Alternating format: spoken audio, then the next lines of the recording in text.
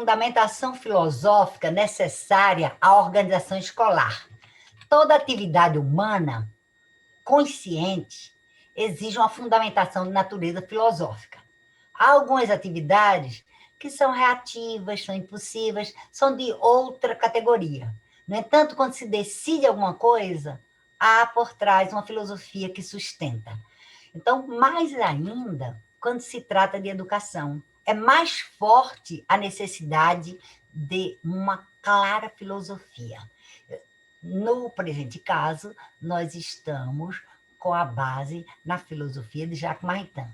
Se entendemos a educação como a ação do educador e do educando, que são os dois se relacionando, num movimento constante, no entanto, assimétrico, porque se visa o aperfeiçoamento, especialmente da pessoa, da criança e do jovem. Isso é inegável.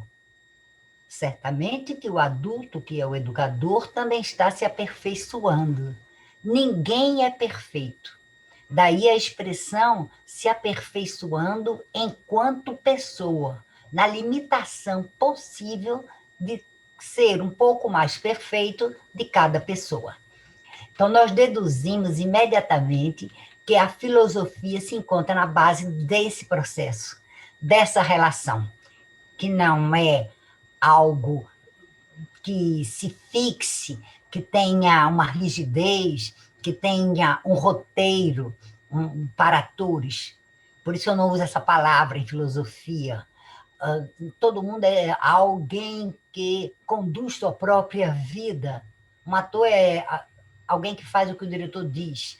Então, não é adequado para o processo educativo. Então, a interação existente não é aleatória. E ela tem parâmetros, ela tem indicativos. Nós não vamos nos estender agora nessa reflexão, nem quanto às questões educacionais mais amplas, no aspecto macro. Um grande educador brasileiro, Lourenço Filho, que foi um dos primeiros, na década de 50, a distinguir a educação no aspecto macro e no aspecto micro, porque o micro é a relação pessoal, ainda um pouco mais a sala de aula. É nesse sentido que nós vamos trabalhar, porque nós estamos pensando na organização escolar, como a filosofia tem um papel. Então, nosso objetivo é compreender a organização escolar à luz da fundamentação filosófica, e mais precisamente de uma determinada linha de pensamento selecionada, que é a construção teórica oferecida por Jacques Maritain. Então, é importantíssimo não perder esse foco. Desse modo, trabalhamos com os olhos no micro, na microexperiência educativa que é a escola. Essa palavra não é diminutiva, não é pejorativa. É apenas para distinguir de uma amplitude de políticas nacionais, de outros elementos que são também muito importantes. No presente caso, nós buscamos detectar em cada acontecimento educacional da escola quais são os aspectos essenciais filosóficos presentes. Então, essa é a exposição da estrutura do que pretendemos trabalhar. A preocupação com a validade dos pressupostos filosóficos é o primeiro passo. Não confundi-los com ideologias, achismos, produtos do emotivismo, linhas que estão na moda. É importante conservar claramente quais são os paradigmas filosóficos orientadores de tudo o que acontece na escola, até a seleção do que vai ser o lanche. Qualquer coisa na escola tem que responder a pergunta por quê e tem que responder a pergunta para quê. E só a filosofia dará essas respostas.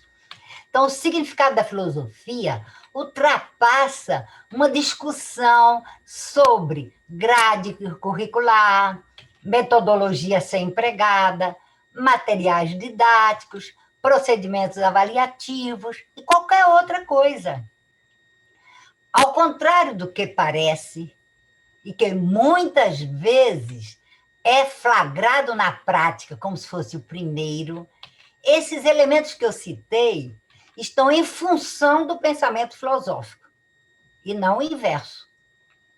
O currículo, a avaliação, a metodologia, tudo isso é função da filosofia que é escolhida como elemento marcador.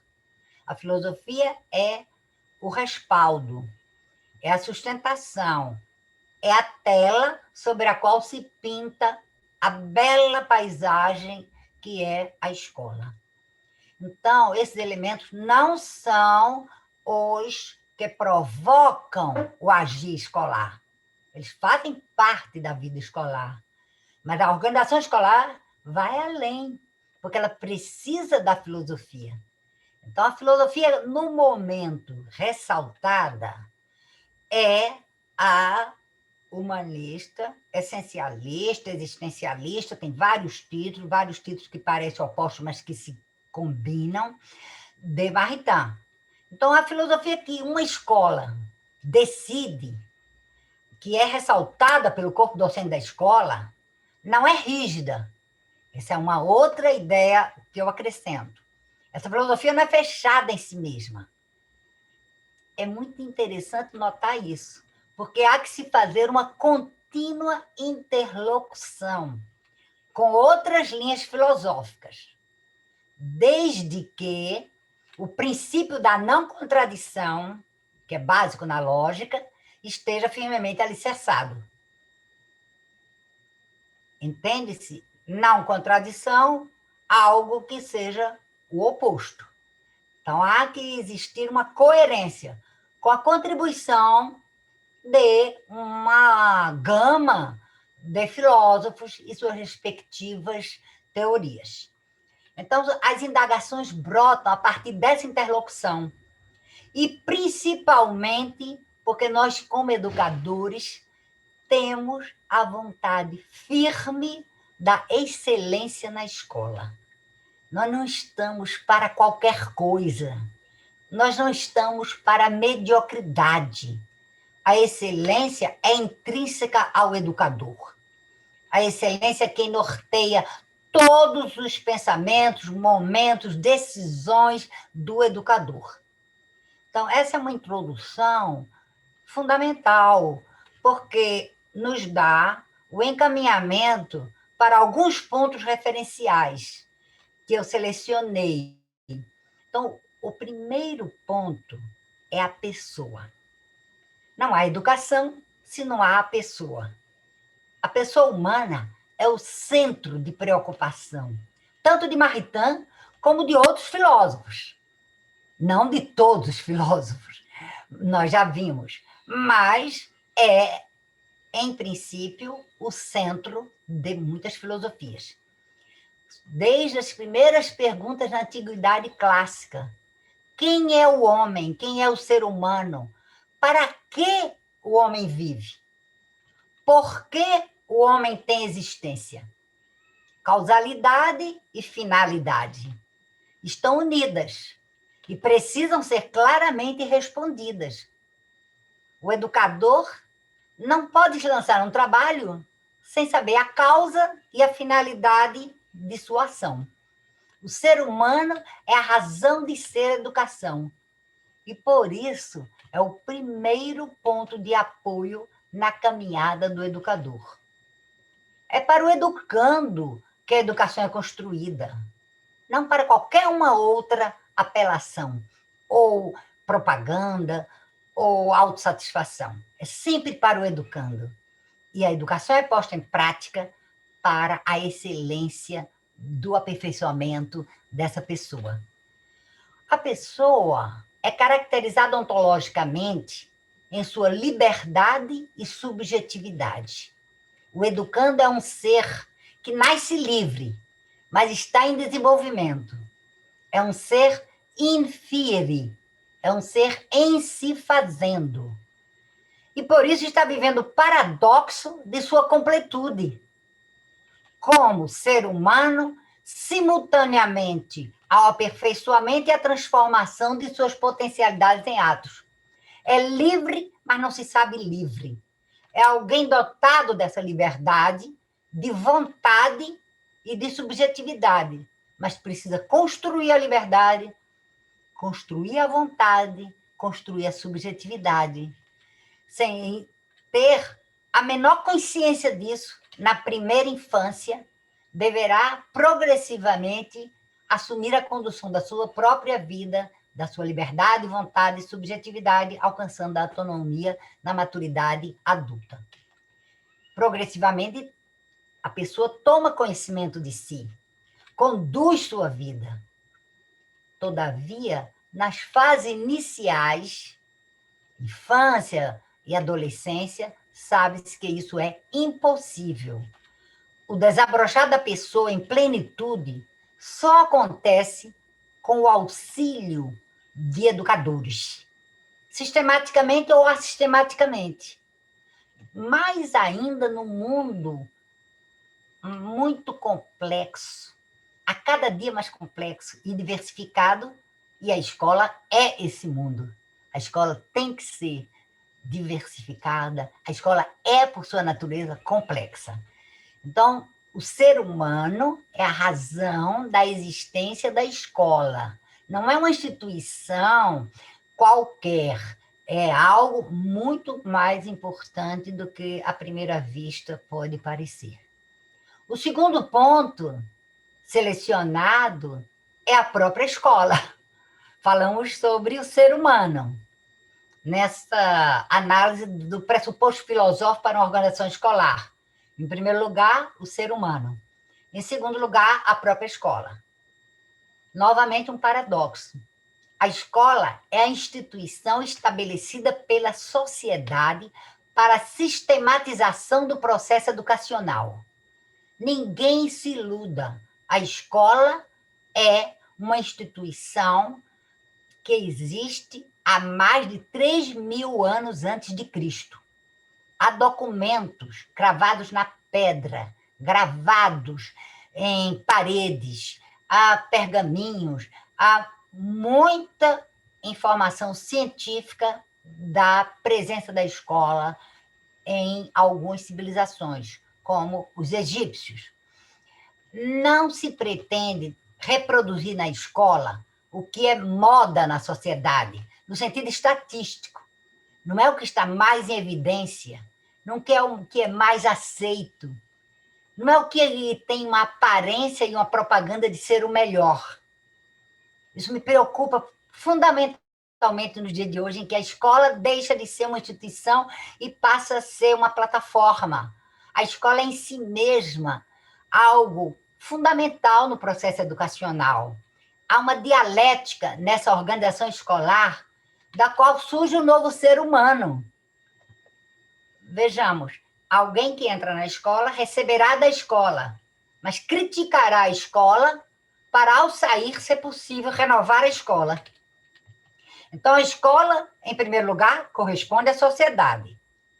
Ela não pode ser contrária à matriz da qual veio. Então, a escola é criada pela escola, ela corresponde aos anseios da sociedade. Ao mesmo tempo, é crítica da sociedade. Então, essa é a dialética que a escola vive em sua organização, em sua atividade, em seu dia a dia. A interação escola-sociedade não é algo manso, como um lago, de pouca profundidade, tranquilo como um espelho. Longe dessa metáfora. A escola, ao contrário, é um oceano de altas ondas quebrando, subindo e descendo, explodindo, todavia, sempre nos limites da imensa massa de água. E se formos à profundidade de não sei quantos mil metros no oceano, encontraremos o pressuposto firme, que é a filosofia. Ela não se abala com as ondas, ela está lá. Então, não faz sentido se armar um projeto escolar para satisfazer apenas a sociedade, ou apenas responder às suas demandas, ou de uma classe social, ou de um partido político, ou de uma novidade.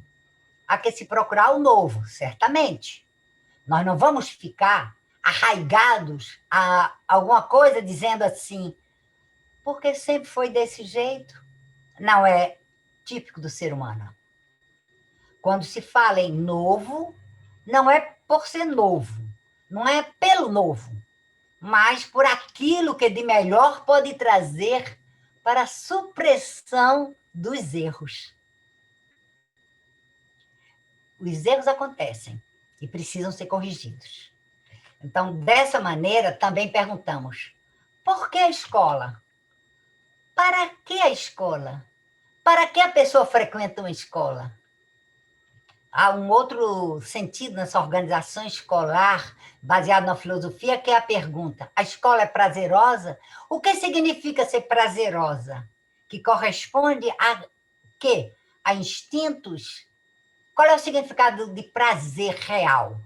Por que uma pessoa frequenta uma escola? Então, todas essas perguntas devem nos levar a contínuas reflexões, porque as respostas não existem prontas. O terceiro ponto se intitula Cultura e Tradição. Cultura é o amálgama de realizações provenientes da história de um povo, na qual se observam linguagem, arte, religião, legislação, costumes particulares daquele grupo de pessoas. Então, vai se formando, vai se consolidando. A tradição na organização escolar é uma moeda de duas faces. Pode-se até dizer que é um conceito perigoso.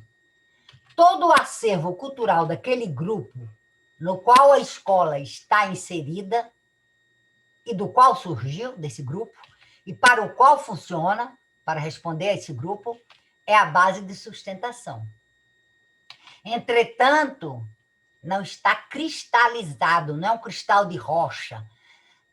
Por isso é passível de revisões, segundo o permanente crivo dos valores morais.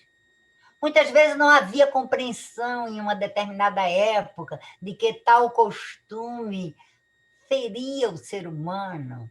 A própria ciência evoluindo mostra erros que podem ser consertados. A tradição é objeto de revisão constante, pois há elementos temporários, estilo de vestimentas, alimentação, há elementos acidentais, não são substanciais. Há elementos locais, coexistindo com os universais. O belo, o bom e o verdadeiro. Esses são os universais. Há elementos permanentes, porque nós fazemos parte da humanidade.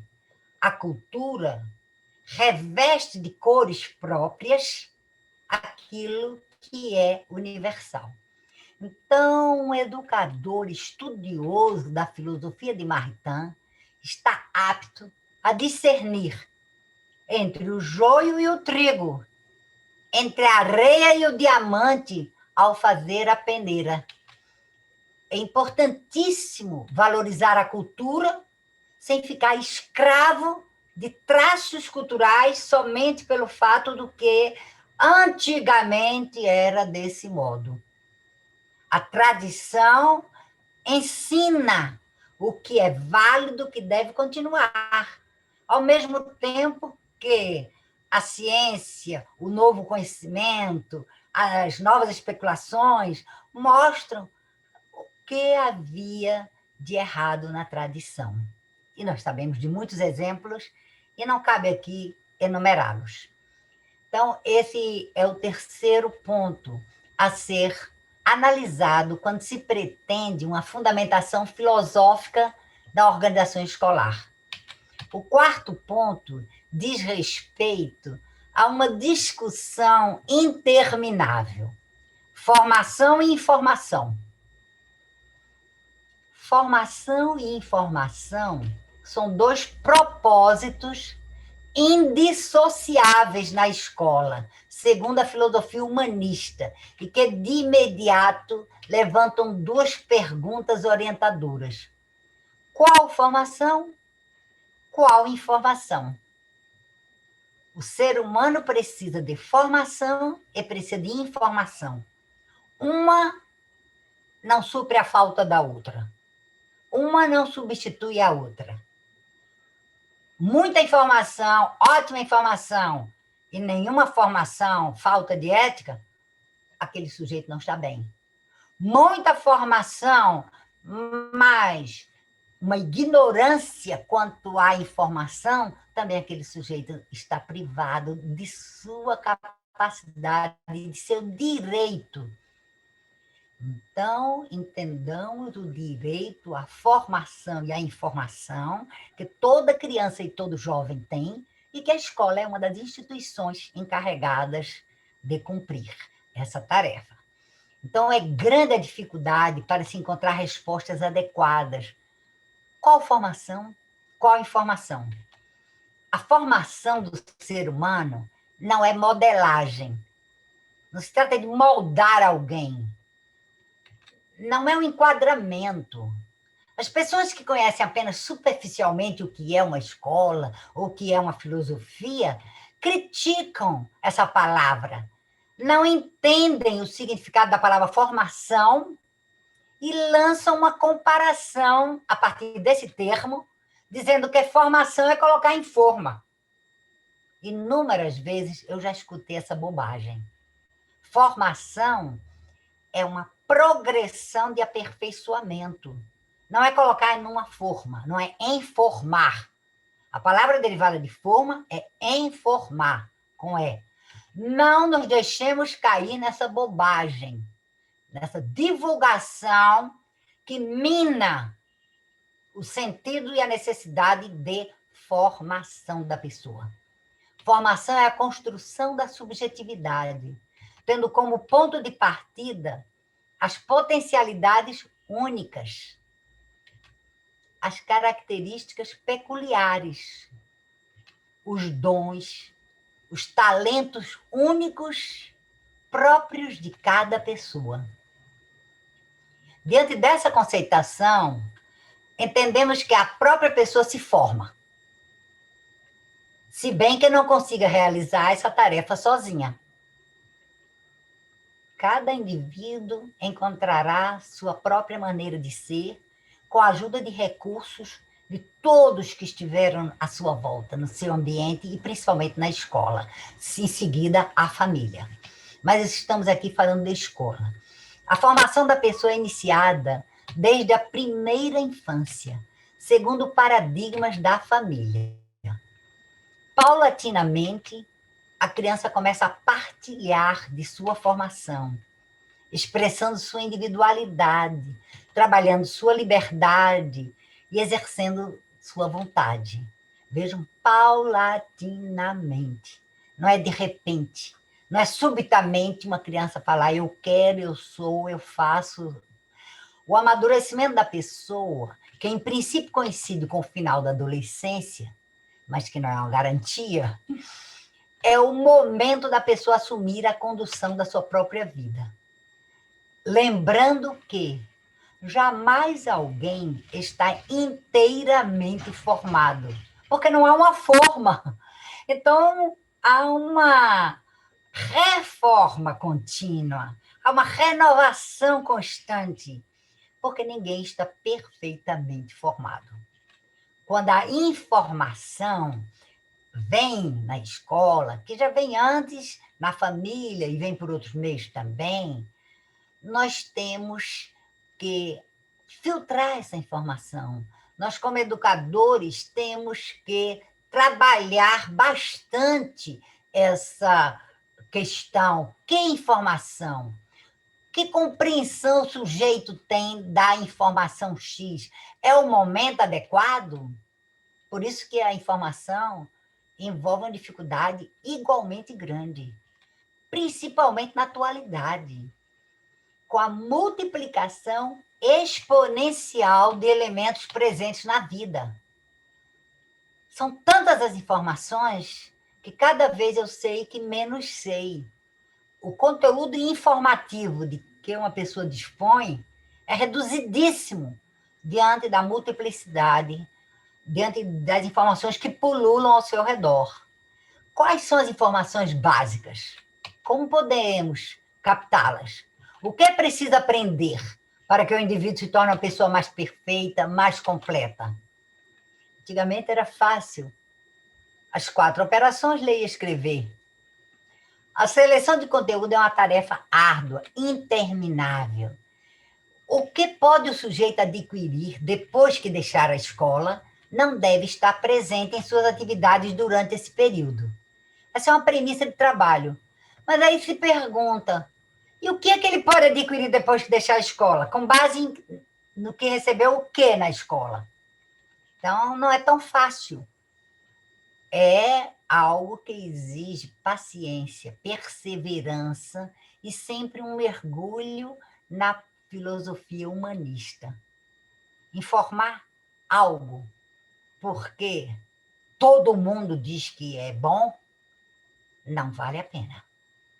É preciso a consciência reta do que é realmente o bom, o belo e o verdadeiro.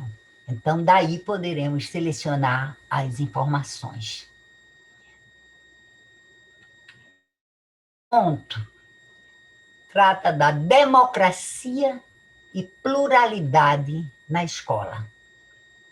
A filosofia subjacente à organização escolar tem a democracia e a pluralidade como elementos fundamentais, são os esteios da justiça, da amizade, da honestidade, de todas as virtudes. Democracia não é anarquia. Democracia não quer dizer todo mundo faz o que quer. Isso é confusão. É a própria palavra anarquia. Anarquia não é uma coisa que funciona, porque não tem uma estrutura. Então, a democracia não é a ausência de autoridade. A democracia é uma organização. E a escola, como tal, precisa estar organizada em uma hierarquia. Nós analisamos os textos de política, da filosofia humanista, e vimos que a real democracia que precisamos está calcada na hierarquia.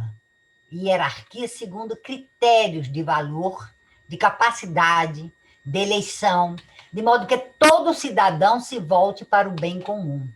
Quem governa, governa para o bem do povo. Conhece o povo. Esse é o verdadeiro sujeito que está com autoridade para governar. O autoritarismo é antagônico à democracia. O autoritarismo é o bem próprio, é a marca da autossatisfação, é a opressão do outro, é o controle em benefício próprio, é o exercício do poder para obtenção dos seus desejos. No entanto, a autoridade legítima é outra coisa. A autoridade legítima garante o respeito à pluralidade. Pluralidade não é uma palavra nova que tenha surgido na pós-modernidade. Maritain usa a palavra pluralidade, diversos filósofos empregam. Basta olhar que cada pessoa é única, e com o auxílio da biologia sabemos isso confirmadamente, a irrepetibilidade da pessoa. Então, basta haver 2 pessoas, já é plural, porque não há ninguém igual a ninguém. O ser humano é único, irrepetível, gerando necessariamente comunidades plurais, relações plurais. A diversidade é real. Não precisa ser reivindicada, tem que ser respeitada. Não precisa ser proclamada, ela é evidente. Basta não taparmos com preconceitos, com ideias que querem um único modelo de ser humano. com massificação, com propostas que às vezes se chamam de filosofia, mas que são sistemas autoritários, ditatoriais. Se compreendemos que a pessoa é especial, é preciosa, é diferente de qualquer outro ser humano, ao mesmo tempo que partilha as características que a fazem pertencer à humanidade, logo teremos o conceito de pluralidade. É um conceito belíssimo que não pode ser estropiado. A escola não é uma máquina de produção de seres iguais. Entram crianças diferentes que são modeladas para uma produtividade. Elas não podem ser produzidas segundo uma encomenda. Daí o respeito à subjetividade de cada pessoa, que é realmente o que garante a pluralidade.